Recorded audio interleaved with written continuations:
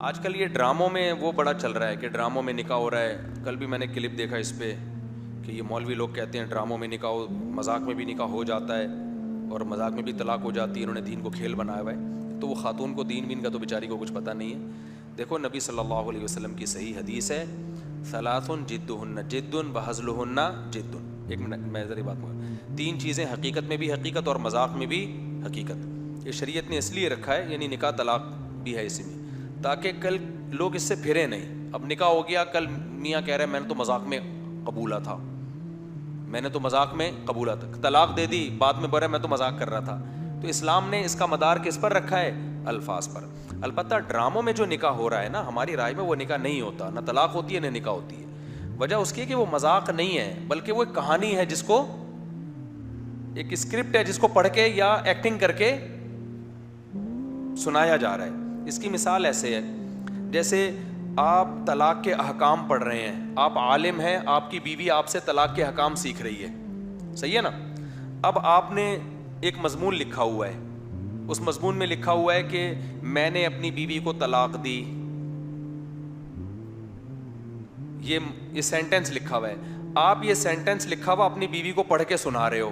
اس کو یہ نہیں کہیں گے مذاق میں طلاق دے رہا ہے, اس کو یہ کہیں گے بھائی ایک سبق ہے جس کو زبان سے ریپیٹ کیا جا رہا ہے, اس میں طلاق دینے کی نیت نہیں ہے. تو یہ حکایت کہتے ہیں اس کو, حکایت. ایک چیز کو نقل کیا جا رہا ہے, کہانی ہے, پڑھ کے سنائی جا رہی ہے. اس سے طلاق واقع نہیں ہوتی. جیسے کوئی مفتی کے پاس مسئلہ پوچھنے آتا ہے کہ مفتی صاحب اگر کوئی یوں کہے کہ میں نے اپنی بیوی کو طلاق دی تو ہو جائے گی؟ مفتی کہے ہو گئی ہے تیری بیوی کو, کیونکہ تو نے یہ کہا ہے کہ میں نے اپنی بیوی کو طلاق دی. تو وہ تھوڑی کہے گا کہ میں نے کہا ہے, وہ کہے میں تو پوچھ رہا ہوں. تو کہانی کوئی سنا رہا ہو کسی کو, اور اس سنایا کبھی بزبان حال جاتا ہے, یعنی کبھی زبان سے سنایا جاتا ہے, کبھی ایکٹنگ کر کے سنایا جاتا ہے. تو ڈرامے میں پہلے ایک اسکرپٹ لکھی ہوئی ہوتی ہے, ایک کہانی ہوتی ہے, جس کہانی کو ایکٹنگ کی شکل میں بیان کیا جا رہا ہوتا ہے. تو اس پہ وہ والی حدیث نہیں فٹ بیٹھتی کہ تین چیزیں حقیقت میں بھی حقیقت, مذاق میں بھی حقیقت, اس لیے کہ مذاق نہیں ہو رہا, یہ تو ایک کہانی سنائی جا رہی ہے. تو اس میں ہماری جو جامع ترشید کی رائے ہے وہ یہ ہے کہ نہ اس میں نہ طلاق واقع ہوگی اور نہ اس میں نکاح واقع ہوگی. لیکن بہرحال یہ اختلافی مسئلہ ہے. تو جب اختلافی مسئلہ ہے تو ڈراموں میں فیک میاں بیوی کو لانا چاہیے, احتیاط کرنی چاہیے.